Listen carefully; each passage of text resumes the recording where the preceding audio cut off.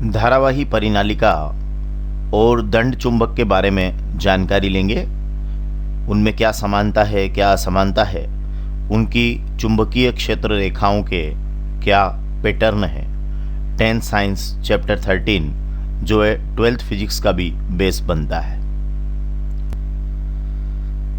विद्युत धारावाही परिनालिका और उसका चुंबकीय क्षेत्र। सबसे पहले तो ये शब्द सोलेनाइड या परिनालिका, वास्तव में परिनालिका क्या होती है, तो आप इस शेप को देखिए।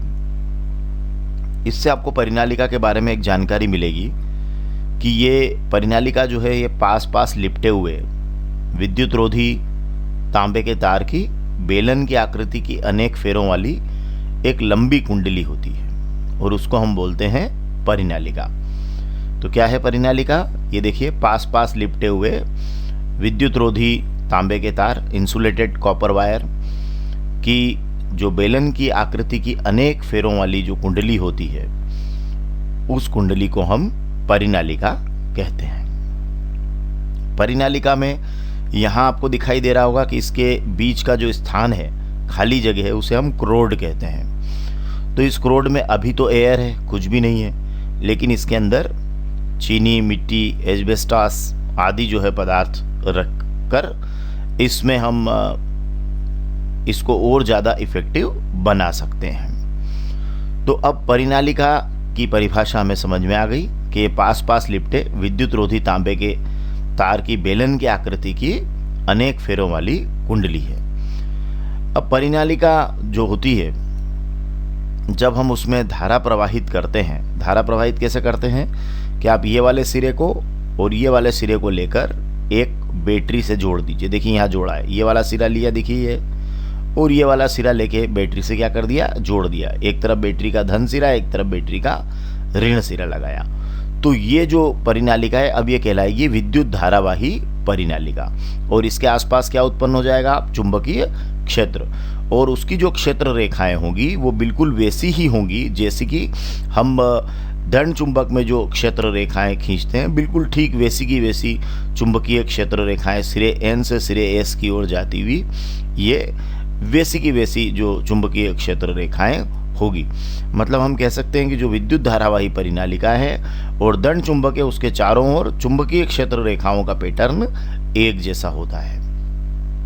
तो निश्चित रूप से हम कह सकते हैं कि इसमें और इसमें फिर तो बहुत सारी समानताएं भी होगी, डेफिनेटली है, क्योंकि जब इसमें आपको दिखाई दे रहा है कि इसमें जैसे ही आपने इसका संबंध बैटरी या सेल से किया तो आपने पाया कि इसमें भी वैसा का वैसा पैटर्न आ रहा है चुंबकीय क्षेत्र रेखाओं का जैसा इसमें आ रहा है। तो फिर इसका मतलब ये हुआ कि इनमें समानताएं हैं। जैसे मैं कुछ समानताओं पर चर्चा करता हूँ। जो जो चुंबक के गुण हैं उन खास खास गुणों को हम लेने की कोशिश करते हैं, ठीक है। जैसे किसी चुंबक में हमें पता है कि उसमें दो ध्रुव होते हैं, है ना। उसका एक सिरा उत्तरी ध्रुव और दूसरा सिरा क्या होता है, दक्षिणी ध्रुव की भांति व्यवहार करता है। तो एक सिरा हो गया N, दूसरा हो गया S।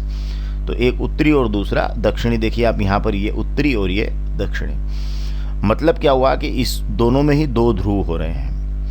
दूसरा ये कि चुंबक क्या करता है, चुंबकीय पदार्थों को अपनी ओर आकर्षित करता है, तो ये भी करेगा और ये भी करेगा, ठीक है। तीसरा ये है कि जब हम किसी चुंबक को स्वतंत्रतापूर्वक लटकाते हैं, है ना, तो वो क्या होता है, उत्तर दक्षिण दिशा में जाके ठहरता है। तो ये दोनों ही ये काम करेंगे। अगर आप इसको अगर आप स्वतंत्रतापूर्वक लटका देंगे तो भी ये उत्तर दक्षिण दिशा में ठहरेगी और ये भी उत्तर दक्षिण दिशा में ठहरेगा।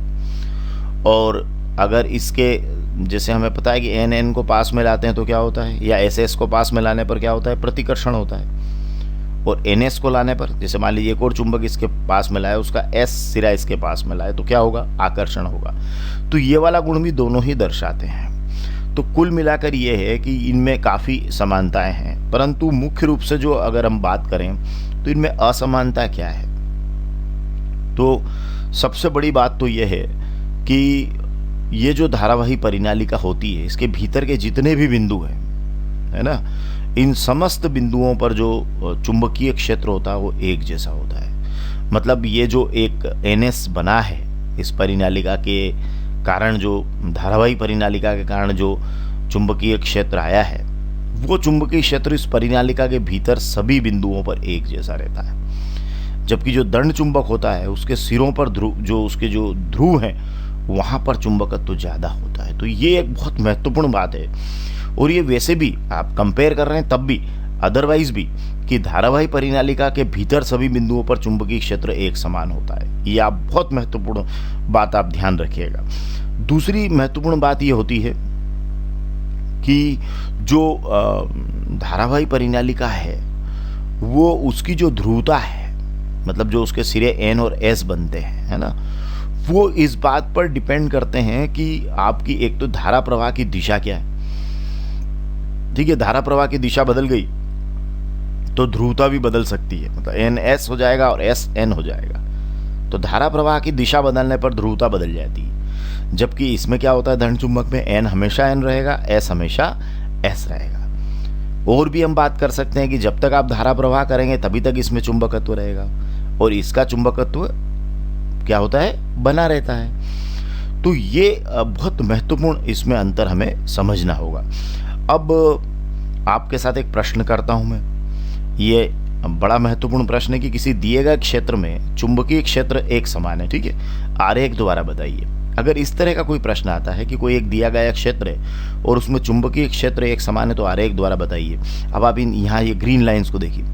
किसी धारावाही परिनालिका के भीतर सभी बिंदुओं पर चुंबकीय क्षेत्र समान रहता है। तो डेफिनेटली फिर ऐसे समय में आपको धारावाही परिनालिका बनाना है ना। मतलब आपको ये इस तरह से तांबे के तार की बेलन की आकृति की अनेक फेरों वाली कुंडली बना देना है और यहाँ उसका संबंध यहाँ से यहाँ लाकर एक इस तरीके से एक सेल या बैटरी या कुंजी से आप कर दीजिएगा और ऐसी इस तरीके से उसके अंदर आप इस तरीके से ये बल रेखाओं का एक डिज़ाइन आप तैयार कर दीजिएगा और फिर लिख दीजिएगा कि इसके अंदर जो है धारावाही परिनालिका के भीतर के जितने भी बिंदु हैं उन पर चुंबकीय क्षेत्र क्या रहता है, समान रहता है। तो ये आपको इस तरीके से करना है। अब एक और प्रश्न बन सकता है कि किसी विद्युत धारावाही परिनालिका के भीतर सभी बिंदुओं पर चुंबकीय क्षेत्र क्या होता है, तो आपको जवाब देना है वो चुंबकीय क्षेत्र क्या होता है, समान होता है।